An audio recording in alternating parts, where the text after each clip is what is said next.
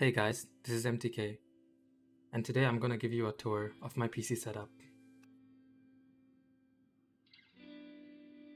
Just a little backstory before I start showing off this build.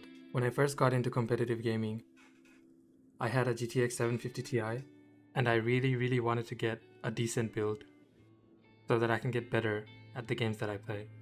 Finally, in 2016, my cousin was kind enough to gift me a SIG build with a GTX 980 and a 6th generation Core i7.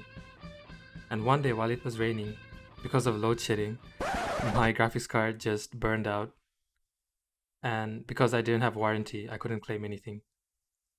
So I had to save up and replace it with the GTX 1060, which I had been using for the last 3 years. I had been saving up to buy a new graphics card and overall upgrade my build whenever I felt like there was a huge generational leap. And so with the recent releases of AMD and Nvidia's new graphics cards and CPUs, I thought this was the perfect time. And so we have our build today.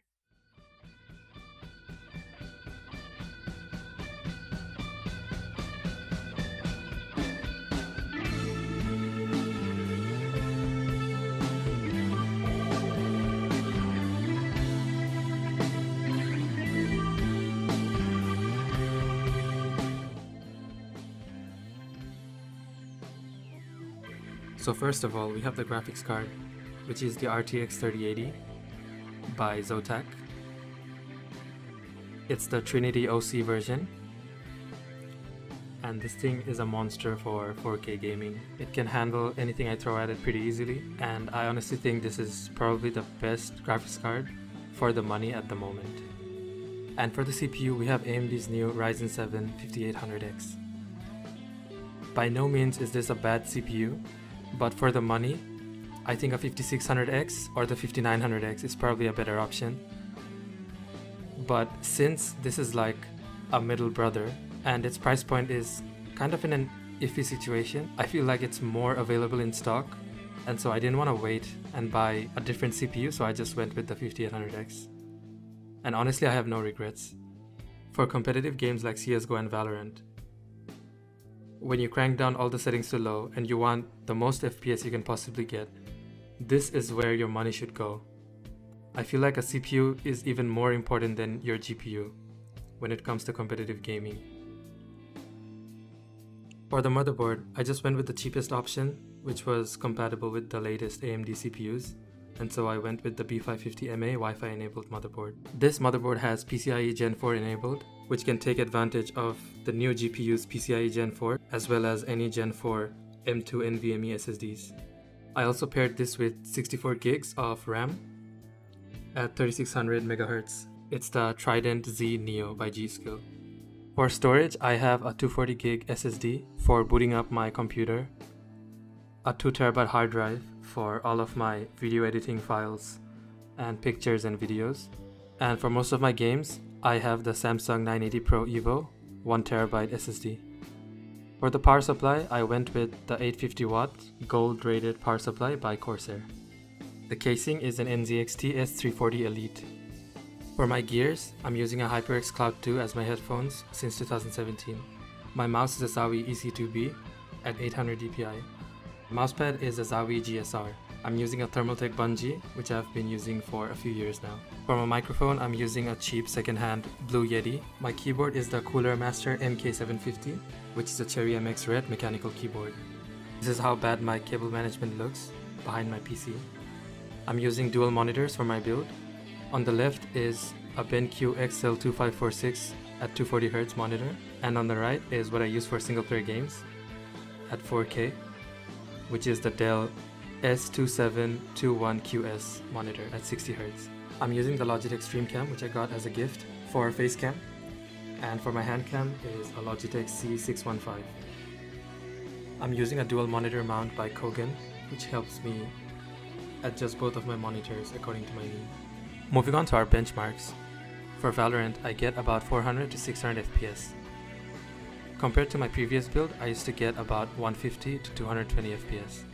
For CSGO, the FPS is also hovering about 350 to 400 FPS. When I'm bored, I usually play The Witcher 3, And at 4K with most of the settings at Ultra, I get easily about 80 to 100 FPS.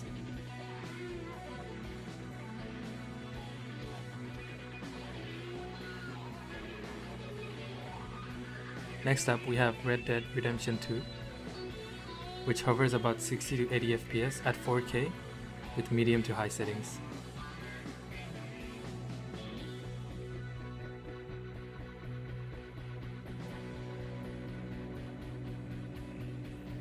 For Cyberpunk 2077, at 4K I get about 40 to 70 FPS.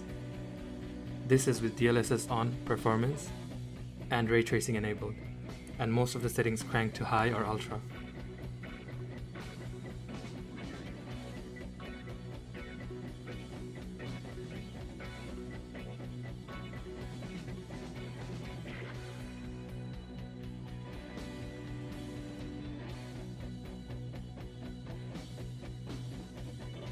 Hitman 3 on Ultra at 4K is almost unplayable with 20 to 30 frames per second constant, which sometimes rises to about 40 frames per second. From the latest installment to the Need for Speed series, Need for Speed Heat performs at about 50 to 60 frames per second at 4K maxed out.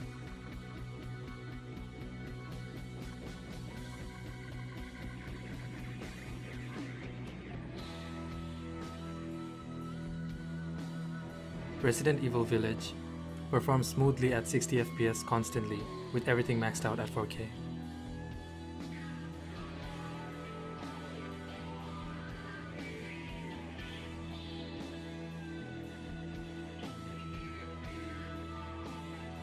Next up, we have a very underrated game, which is Kingdom Come Deliverance, which performs at about 30 to 50 frames per second at everything ultra high at 4K.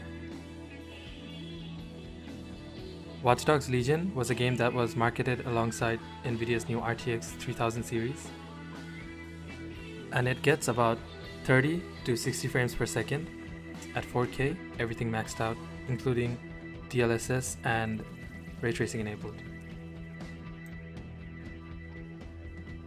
Next up, for all my FIFA gamers out there, for FIFA 21 at 4K maxed out, we get about 250 to 350 FPS.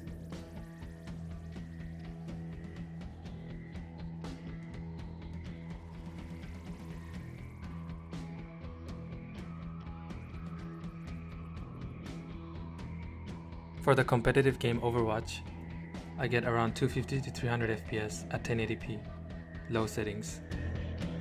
One more cool little feature this PC has is, because of Aura Sync, you can actually synchronize your lighting effects according to the music that you're listening to.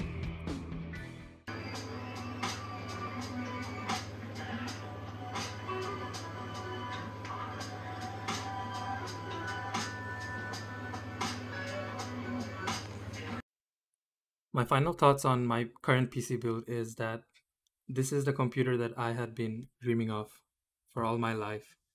And finally, I put in the effort to actually get a build like this.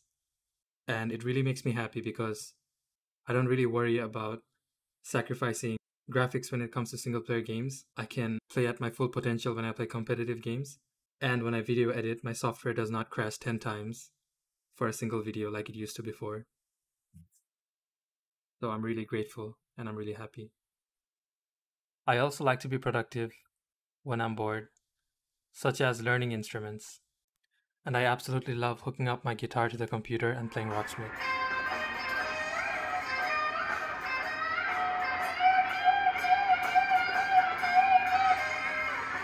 Thank you all for watching. I hope you guys liked the video, and I hope to give you guys more content in the future.